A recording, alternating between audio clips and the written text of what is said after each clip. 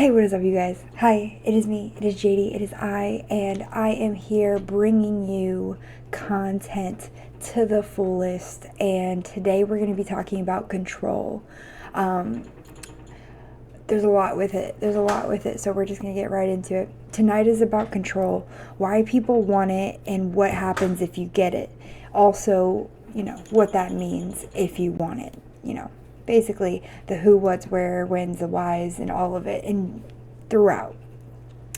Control, the power to influence or direct people's behavior or the course of events. We've all heard of pathological liars, for example. I mean, they lie to control any situation they are in to go their way. Not intentionally.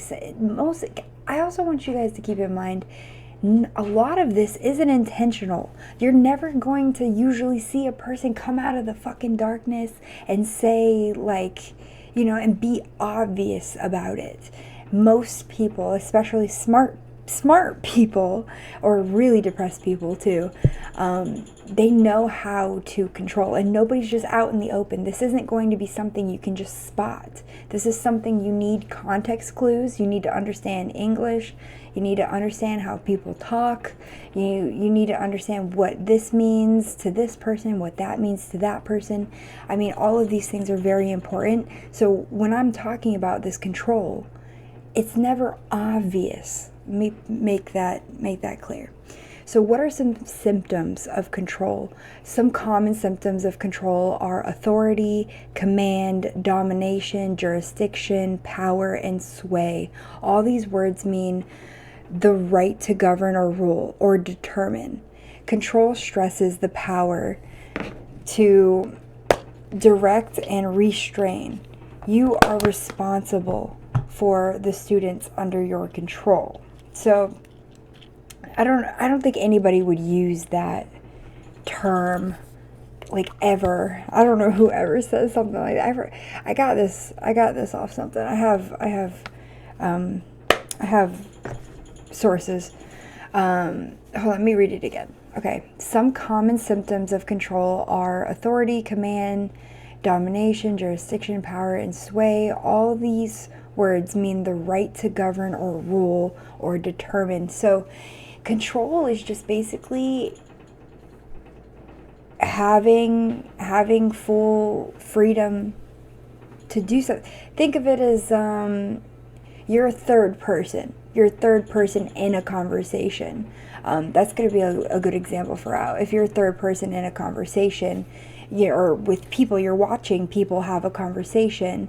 There are people, you can kind of control how the conversation's going. For example, if you see two people talking and you want to jump in it and you want them to be talking about pandas or whatever you want them to talk about, people use this tool to get people thinking or to rise up drama, whatever the case may be.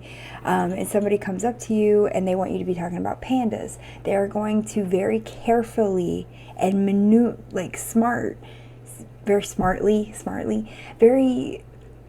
what's the word? What is the word I'm looking for? They're going to come in and they're going to figure out maybe what you're talking about, say something about what you're talking about, and then mention pandas and how those two relate somehow, some way, so they get you thinking about pandas. People do this with pandas is X. So let's use panda as a variable. The variable is whatever somebody wants you to think. Pandas, if somebody wants you to think about a person, a situation, no matter what. If somebody wants you to think something, especially somebody, I'll get more into it when I get to the types of people that do this, but they usually, I just freaking died. Oh God. They're usually controlling without making it obvious. So another name, what is the term for controlling someone? Another name for it is intimate terrorism. Coercive, oh Jesus Jesus Christ, that could be the biggest words. Control is when someone, usually an intimate partner, like a date or current or former spouse, tries to dominate your life. They may intimidate you, keep you isolated, threaten you, or violence or terrorize you with actual violence.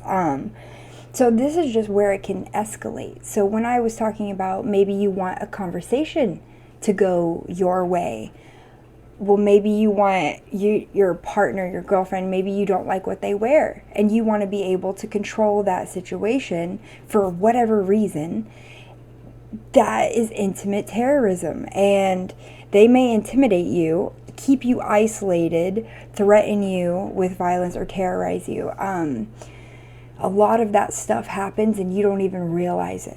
Like, if you're the one being, terrorized by somebody, most of the time it's not going to be obvious. Like I said, the threatening, the intimidating, usually these people try to downplay situations, downplay your feelings, say what you're feeling isn't true, for whatever, that they're just trying to control the situation the way they want the situation to go. Pathological liars do the same thing.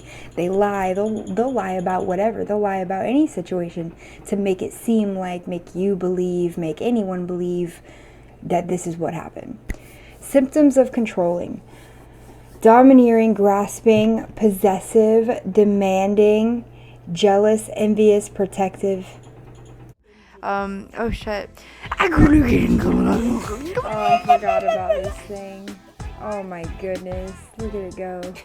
It's my intro. Oh my god, Judy's killing it. Oh my god. Here it goes. I'll take a picture. Wow. Okay, now that that's over. So let's start getting into the types of people. So control is what we're talking about here. Who likes to control? Everyone, humans, people, everyone loves to control. That's just kind of a thing we do. If we don't like a situation, if we don't like the reality that we are living in, then we will create our own reality, whether we realize it or not. A person with a controlling personality is driven by high levels of anxiety to feel safe. Though the need for control might be an unconscious feeling, the anxiety can create a strong desire to control surroundings and other people to keep a sense of order. So a lot of these people, here it is, they're just people like us. They're humans. They're sad. They're just broken people. These people who love to control, love grabbing onto things like that, or love grabbing onto people, situations, things, places, whatever the case may be, they're sad people. The anxiety can create a strong desire to control. If this person has gone through a lot, if this person has been left, if everybody in this person's life they have left them for whatever reason, they are going to end up creating an anxiety within themselves to want to control situations. They don't want people to leave. They don't, you know what I mean? There's like a lot of things now that they're scared. If they really cared about somebody and they got their heart broken and they don't know how to deal with that pain, that's where these people come from. That's why they get controlling personalities. This is a lot of different situations like this. This is one example. But they want to control everything. That way they won't feel left out again. Or maybe they won't, they don't have to feel not accepted or wanted or understood. I mean, what am I saying? I'm not saying that these controlling personalities, I'm not excusing their behavior. I'm just telling you and reminding you that they're human too. These are people too. So when you start being mean and talking about somebody who has maybe done worse than you, that does not make you a better person, because you're the one being rude to somebody. It doesn't matter what that person did or didn't do. You're still being rude. That shows your character. That shows you as a person. If somebody messes up, that's what you're going to do to that person depending on what they mean to you. You will maybe yell at them, threaten, all of these things. You're not going to want this person to be around anybody but you because you're so terrified of feeling those feelings again. So let's continue here as we keep going. So is controlling a toxic trait? Controlling is one of the most toxic, or controlling is one of the most dangerous traits of a toxic person. What? One of the most dangerous traits of a toxic person is controlling behavior. Yes. Toxic people, the first thing that you will notice, things to look for, maybe somebody you barely know says, oh, don't wear that dress, and they don't even know you. Red flag. If somebody tells you to do something, you say no, and instead of being understanding, they yell at you and then apologize right after. Red flag. These are all toxic behaviors. These are also signs of sad people, very depressed. I say sad people because I'm just generalizing it, but these are people. These are people that have been so hurt by the world, have been so misunderstood, and no one has helped them so much that they created their own reality where they have full control of what's around them. They're going to make sure that they have full control of everything around them, because they're so broken. And feeling that guilt, feeling the pain, feeling the not being wanted, all of it, creating a new reality is way easier than dealing with the truth, dealing with yourself, dealing with accountability, dealing with your guilt. Really, a lot of it has to do with guilt. Most people who have controlling personalities are very, very guilty for whatever reason. I don't know, but many different reasons, and it just depends on the person. But and when you think about it that way, at least for me, I really want to help. I want to help people. I want to help others. And when I see people like that, I feel sad. Other people, when they see people like that, they feel, like good riddance. Once again, they're forgotten by somebody again. You know what I mean? It's just not the right way to act. It's not the proper way to act. It's not how I want to carry myself. There's always a line. If you can't have somebody in your life anymore, of course there's a line, but just remember that these controlling personalities, they're people too. Now, does that mean to always forgive them? Always, if they're not healthy, if you're not happy and they are not making you a better person, then anybody, you should get rid of them.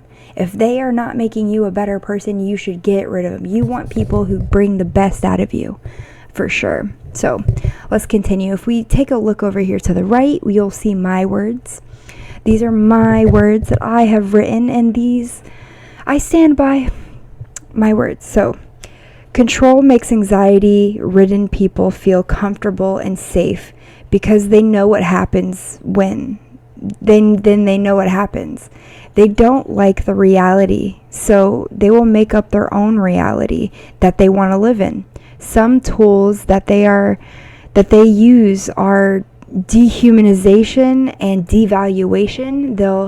They will devalue your feelings. They will devalue you as a human, as somebody who doesn't have feelings, like as if you're an object.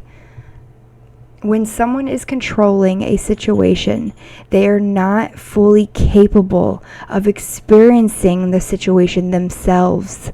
Choose to use control as a tool for good. People who are looking on the outside, people who live in third person, people who think they're above everybody.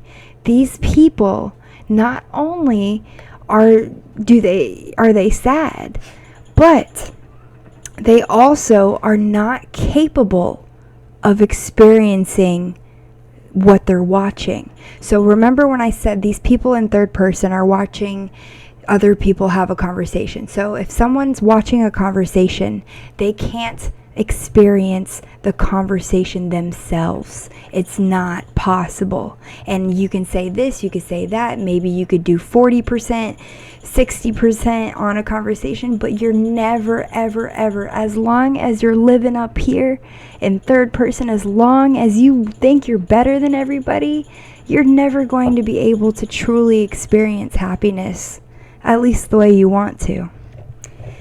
Controlling people are out there. Be mature and wise enough to know when to step back and when to help. Some of them aren't ready for help. Therefore, the people involved will become collateral damage. If you do not understand when to back out of a situation and when to help, or when you think you're helping, that is something you need to learn very quickly, because you will be walked on, you will be hurt, you will never grow. I mean, there's a lot of reasons why that's important. You need to understand when something is just plain not healthy, and the difference when you're adding to somebody's life.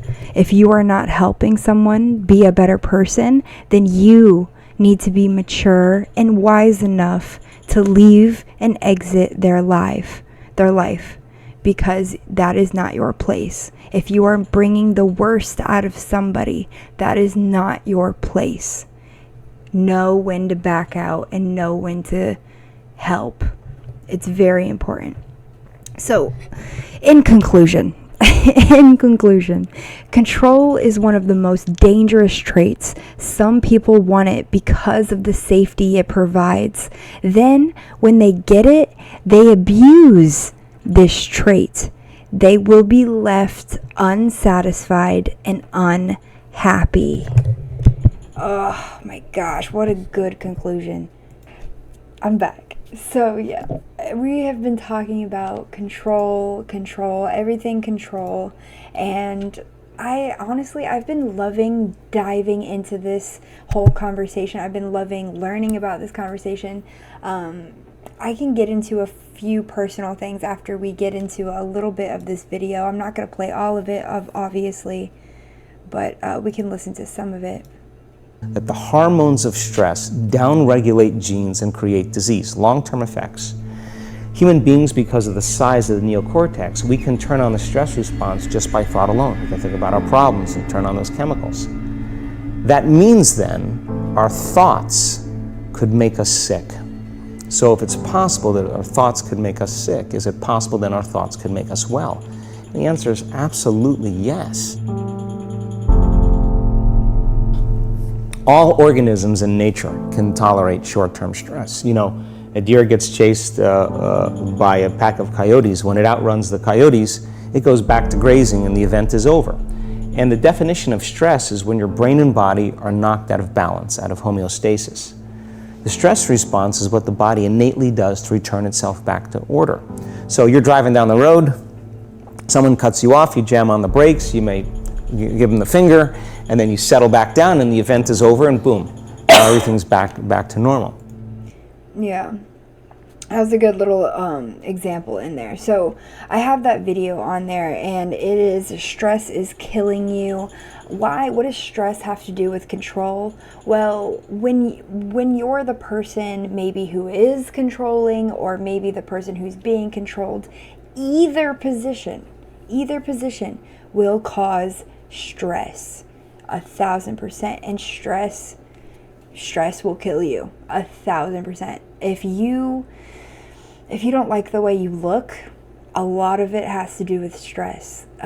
Staying calm, mature, wise, understanding how to get through situations, understanding how to just how to go about things and what kind of person do you want to be is such a big deal, man. It's just, but at the end of the day, what does this tell you? What does this tell you? At the end of the day, it tells you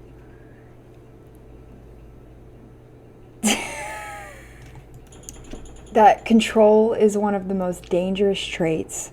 Some people want it because of the safety that it provides. Then when they get it, they abuse the trait. They will be left unsatisfied and unhappy. You will always feel like something's missing. Forever. Forever and ever and ever, or until you decide to change. Until you decide to change for the better, whatever that means for you.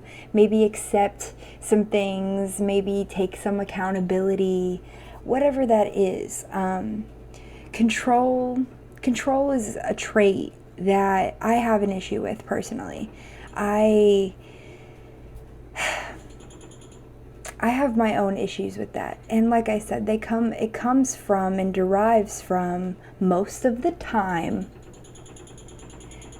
sad people, broken people, people who have been let down, people who don't know how to deal with their emotions, people who have never been helped by anybody, people who just don't know better. I mean, maybe you're at fault, maybe you're not at fault. It doesn't matter necessarily. Your actions are your actions, and you need to be accountable for your actions. But I can't help but want to help these people and want to make the world a better place. And I can't do that if I'm talking shit about everybody on this planet. I can't help anybody, including myself, if I'm not being the person that I want to be. If I want to be a good person, an understanding, open-minded, calm, easy to talk to person, then my actions need to show that. And if they don't, then I better realize that pretty quickly, for sure. But yeah, I love you guys. And I hope that this has opened your mind. Maybe you need to listen to it again, whatever the case may be. But I will see you guys tomorrow for our topic is dependency. Dependency. Let's go. Love you guys.